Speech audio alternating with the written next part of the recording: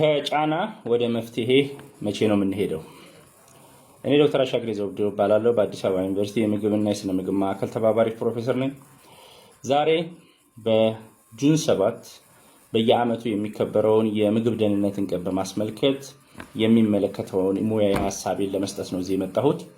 ስለዚህ የዛሬው የዚህ ዓመት የምግብ ደህንነት ቀን ሲከበር የሚከበረው የዘንድሮው ሴፍ ፉድ ኤቭሪዌር ፍሮም በርደን ቱ ሶሉሽንስ ነው የሚለው።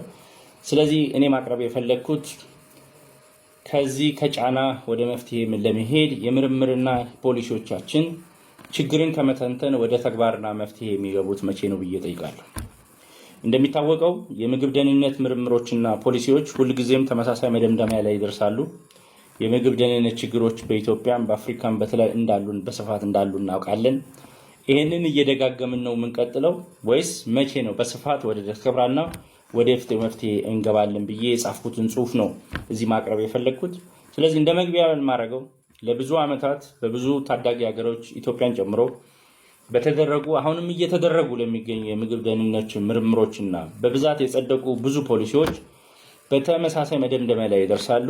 የሚደርሱትን መደምደሚያዎች አንዳንዴ በተመሳሳይ ሁሉም የጻፏቸው ነው የሚመስሉት። የሚቀርቡት የምክረ ሐሳቦች፣ የመፍትሄ ሐሳቦች የንጹህ ውሃ አቅርቦት ማሻሻል፣ መሰረታዊ መዋቅሮችን ኢንፍራስትራክቸሮችን ማጠናከር፣ ስልጣንና ግንዛቤ ይሰጥ፣ ህግ አፈጻጸም ይጠናከር፣ የፋይናንስና የቴክኒክ ድጋፍ ይሻሻል ነው። እነዚህ ምክሮች ትክክል ናቸው፣ ግን ማንም አይከራከረባቸውም። ነገር ግን አንድ ጥያቄ መጠየቅ አለብን። እነዚህ መደምደሚያዎች ስንት ጊዜ ነው እየደጋገምን የምንቀጥለው? ወደ ተግባር በስፋት የምንገባው መቼ ነው? ስለዚህ ከዚህ ጋር ያያይዤ በሀገራችንና በአፍሪካ እየቀረበ ያለው ነገር ደግሞ የሪፖርት መቃብር ነው። የሪፖርቶች መቃብር ስል ብዙ ጊዜ ምርምሮች ችግሮችን በመተንተን በመግለጽ ብቻ ይቆማሉ። እውነተኛ መፍትሄ ግን አይተገበሩም። ሪፖርቶች፣ ስትራቴጂዎች፣ ፖሊሲዎች፣ ሰነዶች የምግብ ደህንነት ማለት ነው በተደጋጋሚ አሁንም እየጨመሩ እየተከመሩ ናቸው። ደረጃዎችም አሁንም እየወጡ ነው። በእነዚህ ተቋማት ግን በቀላሉ የሚታየውን የሪፖርት ግሬቭያርድ ወይም መቃብር ጥቅም ላይ ሳይውሉ እየወደቁ እየተቀበሩ ያሉ ግን ብዙ ናቸው ብዬ አስባለሁ። ይሄን ደግሞ እኔም ራሱ የኢትዮጵያ የምግብ ደህንነት ፍኖተ ካርታ ላለፉት 2 ዓመታት በፊት ከሰራናቸው በኋላ ምንም እንቅስቃሴ ሳይደረግ ቁጭ ብለዋል። ይሄ ችግር ከግል የረጅም የምግብ ደህንነት ሙያ የተሞክሮና የተገነዘብኩትን ነው ማስረዳት የምፈልገው። እንደምታውቁት እኔ ዶክተር አሻግሬ የምታወቀው በምግብ ደህንነት ነው። ብዙ ጥናቶች አካሂጃለሁ። በሙያዬ እንደማንኛውም ሰው ሲጀምር የምግብ ደህንነት ምርምሮች ውስጥ በጣም ተሳታፊ ነበርኩኝ። በተለይ ደግሞ የምግብ ደህንነት አደጋዎችን የሚያሳዩ መሰረታዊ መረጃዎችን ወይም ቤዝላይን ዳታ ለመፍጠር ብዙ ጥረት አድርጌያለሁ። በአመታት ውስጥም የተለያዩ የምርምር ውጤቶችን ለማውጣት ከተማሪዎቼ ወይም ከተለያዩ የስራ ባልደረባዎች ጋር በመሆን ብዙ የምግብ ደህንነት ጥናቶችን አቅርበናል። ከነዚህ ውስጥ አፍላቶክሲን ብክነትን በተመለከተ ከ15 በላይ የሚሆኑ ሳይንሳዊ ህትመቶችን በምግብ ደህንነት ውስጥ ስላሉ ማይክሮ ኦርጋኒዝምስ ወይም ባክቴሪያዎች ላይ ከ15 እስከ 20 በላይ ህትመቶችን የምግብ ደህንነቶችና ስርዓቶችን ልምዶችን ለማሻሻል ብዙ ጥናቶች ላይ ከ5 በላይ በሚሆኑ የምግብ ደህንነት ፍኖተ ካርታ፣ ፖሊሲ፣ ስትራቴጂና ሰነዶችን አብሮ በመስራት በመሳተፍ ሰርቻለሁ። በብዙ የምግብ ደህንነት ስታንዳርዶች፣ የቴክኒክ ሰነዶች፣ የኮዴክስ የስራ አስፈጻሚ በመሆን ሰርቻለሁ። የኢትዮጵያ የሸማቾች መብት ተሟጋችም ተቆርቋሪ በመሆን በአንቂነትም ሰርቻለሁ። እነዚህ ስራዎች አስፈላጊ ነበሩ።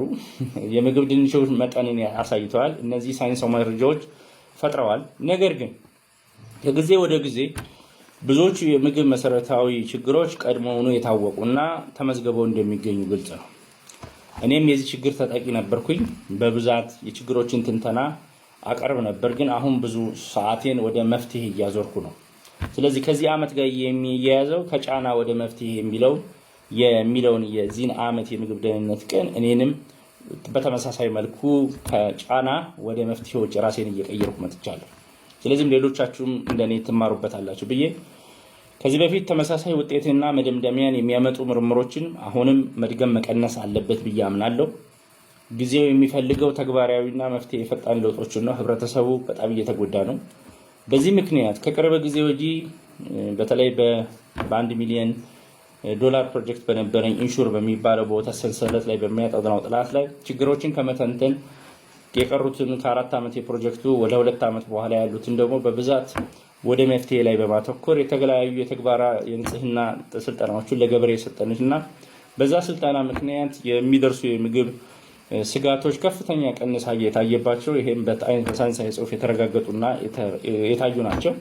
ስለዚህ ይሄ ልምዴ በጣም ያስደስተኝ ለሁላችንም የኮራንበት ፈንደሩም ይሁን ብዙ በዚህ ስራ ውስጥ የተሳተፉት እንደ ካንሳስ ስቴት ዩኒቨርሲቲ፣ ፔን ስቴት ዩኒቨርሲቲ፣ የኢትዮጵያ ግብርና ምርምር ከ10 በላይ አስተማሪዎች እና አዲስ አበባ ዩኒቨርሲቲንም ጨምሮ በጣም ደስተኛ የሆንበትና ለኔም በህይወቴ በምግብ ደህንነት ከፍተኛው የሞያ ከፍተኛው ቦታው ነው ብዬ የምቆጥረው ነው። መፍትሄዎቹ በጣም አስደሳች አበረታች ነበሩ። እነዚህን ለማዘለቅ ብዙ ያረኳቸው ጥረቶች አሉ። ግን እነዚህ ለማዘለቅ በአንድ ሪሰርቸር የሚዘልቁ ሳይሆን በፖሊሲ ሜከርና በራሳቸው በአምራቾቹና በምግብ ሰንሰለት ውስጥ ባሉ አክተሮች የሚፈታ ነው። ስለዚህ ዛሬ ዓለም አቀፍ የምግብ ደህንነት ቀን ስናከብር ይህንን ለውጥ መጠየቅ አለብን። እስከ መቼ ድረስ ችግሮቹን እየተነተንን እንቀጥላለን? መቼ ነው በበቂ ሁኔታ ወደ መፍትሄ የምንገባው የሚለውን መጠየቅ እፈልጋለሁ። በብዙ ዓመታት ውስጥ በከፍተኛ ሁኔታ የምግብ በሽታዎች ጫና በሰው ላይ ተበራክቷል። የብክነት መጠን ጨምሯል። የስርዓት ድክመቶች ታይተዋል። በዛው ልክ የተሰሩ ስራዎች ግን ደግሞ አሉ። ስለዚህ እነዚህ በመልካምና የምግብ ደህንነትን ጉዳይ ለማሻሻል ያሉት ስራዎችን እንዴት አጠናክረን ተገቢውን በጀት ትኩረት ማድረግ አለብንና ካሉን ካስቀመጥናቸው የምርምር ሼልፎች ላይ ከተቀመጡ የምርምር ጥናቶች ውስጥ ወጥተን ፖሊሶቻችንንም አራክፈን ወደ ስራ ለመግባት እና ወደ ፋይዳ ወዳሉ ነገሮች ምንቀይረው እንዴት ነው። ስለዚህ አሁን መደረግ አለበት የሚለው በዚህ የምግብ ደህንነት ቀን ስናከብር የምግብ ወለድ በሽታዎች ጫና ወደ መፍትሄዎች ለማምጣት አንድ ከጥናት ወደ ፓይለት መፍትሄዎች መግባት አለብን ብዬ አስባለሁ። በገበያ በግብርና በምግብ ንግዶች ውስጥ የሚፈተኑትን የምግብ ደህንነት ችግሮችን መፍትሄ መጠቆምና መስራት ያስፈልጋል። ልክ አዲስ አበባና ትልዩ ከተሞች የኮሪደር ልማት እንደተካሄደው የምግብ ሰንሰለታችን ውስጥም የዚህ መሻሻል መኖር አለበት ብዬ አስባለሁ። ሁለተኛ ቀላልና ሊሰፋ የሚችል ቴክኖሎጂ መደገፍን ነው። የማከማቻ ስርዓቶችን፣ የማድራቂያ ቴክኖሎጂን፣ ንጹህ ውሃ፣ የቀዝቃዛ ሰንሰለት የማቅረቢያ መፍትሄዎችን አሁንም ከቁጥቁጥነት ከፍ ወዳለ ደረጃ ማድረስ አለብን ብዬ አስባለሁ። የዚህ ስርዓት ለምግብ ደህንነት ብቻ ሳይሆን አስተዋጽኦ ያለው ለምግብ አቅርቦት ይጨምራል፣ የድህረ ብክነትን ይቀንሳል። እንደምታውቁት እነዚህ ቴክኖሎጂዎችን ባለመጠቀማችን የምግብ ደህንነት ችግር ብቻ ሳይሆን የሚደርሰው በተጨማሪነት ከ50% በላይ የሆነ የሚሆነው ምግባችን እየባከነ ያለው እንደዚህ አይነት ቴክኖሎጂዎችን የሰንሰለት የምግብ ሰንሰለቱን ተከትለው ማድረቂያዎች፣ ማቀዝቀዣዎች፣ ማከማቻዎች ስለሌሉ ነውና እነዚህን በማሻሻል ሊስተካከሉ የሚችሉ ናቸው። ሶስተኛው በምግብ ሰንሰለት ሁሉ የንጽህናና የምግብ ደህንነቶችን ማጠናከር ያስፈልጋል። ከአርሶ አደሩ ጀምሮ እስከ ሰብሳቢው፣ አጓጓዡ፣ አቀነባባሪውና እስከ ቸርቻሪው ድረስ ስራ መስራት አለብን። አራተኛው በተግባራዊ ሳይንስ ላይ የተተኮረ አሁንም ችግርን የሚተነትን ሳይንስ ሳይሆን ለችግሩ መፍትሄ የሚሰጥ ትኩረት በማድረግ ለህብረተሰቡ መፍትሄ ሊያመጣላቸው የሚችሉ ትንንሽ ቴክኖሎጂዎችን የነሱ ቴክኖሎጂዎችን ውጤቶችን በሪሰርች መምጣት አለመምጣታቸው ማረጋገጥ ያስፈልጋል። አምስተኛው ትልቁ ችግር ነው ብዬ ማስበው በተቋማት መካከል ያለው የቅንጅታዊ ስራ መዳከም፣ በተለይ ከእርሻ እስከ ጉርሻ ውስጥ ያለውና በጋራ የማይሰራበት የተበጣጠሰው ሂደት ለሀገራችንም ለአፍሪካም ችግር ነው ብዬ አስባለሁ። የኢትዮጵያን ኤክስፒሪየንስ ብናይ የግብርና ምርቶችን የሚቆጣጠረው የኢትዮጵያ ግብርና ባለስልጣን ነው።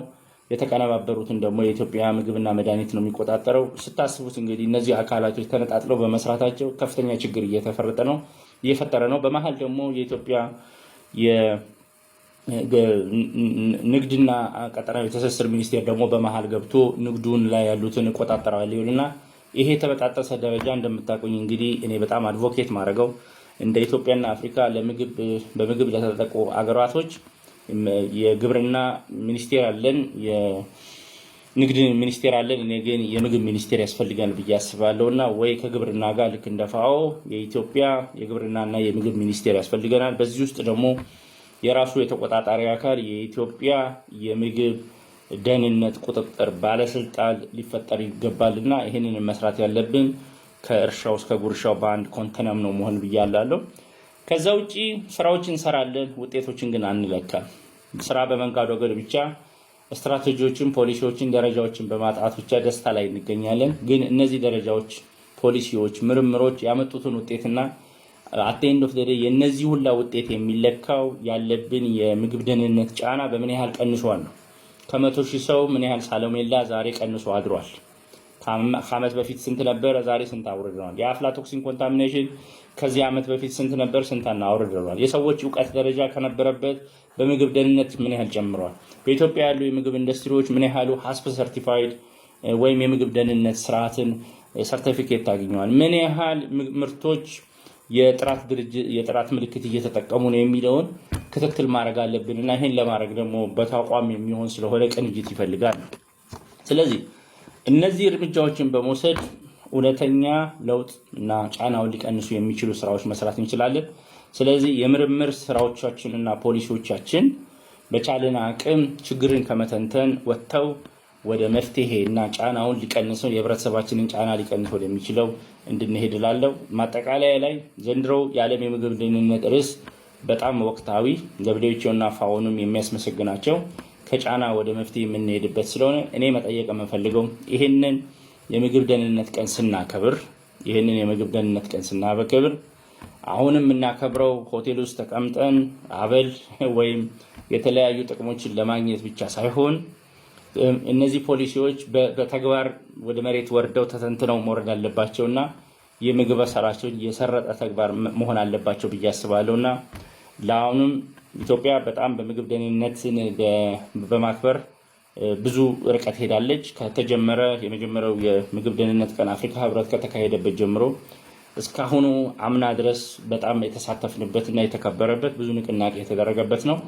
እኔ ላለፉት 7 ዓመታት በተከታታይ ተሳትፌያለሁ። ካለፈው ዓመት ጀምሮ በስተቀር ያለፈውም ዓመቱንም ችግሮችን መተንተንና ማቅረብ ስለደከመኝና ወደ መፍትሄዎቹ መግባት አለብን የሚል የራሴ ውሳኔ ላይ ስለነበርኩኝ ያንን 1 ዓመት ተሻግሬ ግን አሁን የዓለም የምግብ ደህንነት ቀን ራሱ ቀኑ መከበር ያለበት ከጫና ወደ መፍትሄ ማለቱ ከኔ ጋር በጣም አላይን ስላደረገ ደስ ብሎኝ ነው ይሄንን መልእክት ያስተላለፍኩትና ለሁሉም በዓለም ላይ ለሚገኙ በምግብ ደህንነት ላይ ለሚሰሩ ህግ አውጪዎች፣ አምራቾች፣ ተመራማሪዎች በጠቅላላ እንኳን ለዚህ ቀን አደረሳችሁ ማለት ፈልጋለሁ። ከኔ ልምድና ኤክስፒሪየንስ በመውሰድ ያስቀመጥናቸውን የተለያዩ ደረጃዎች፣ ፖሊሲዎች፣ ስትራቴጂዎችን ከእንደገና አራክፈን ችግሮችን መተንተን አድምተን በመፍትሄዎቹና ለውጥ በሚያመጡት የምግብ ደህንነትን ጫና ከህብረተሰባችን ላይ ለሚቀንስበት ስራ ላይ እንድንታሰፍ ጥሬን አቀርባለሁ። መልካም የምግብ ደህንነት ቀን ማክበር እንዲሆን ለሁሉም እመኛለሁ። አመሰግናለሁ።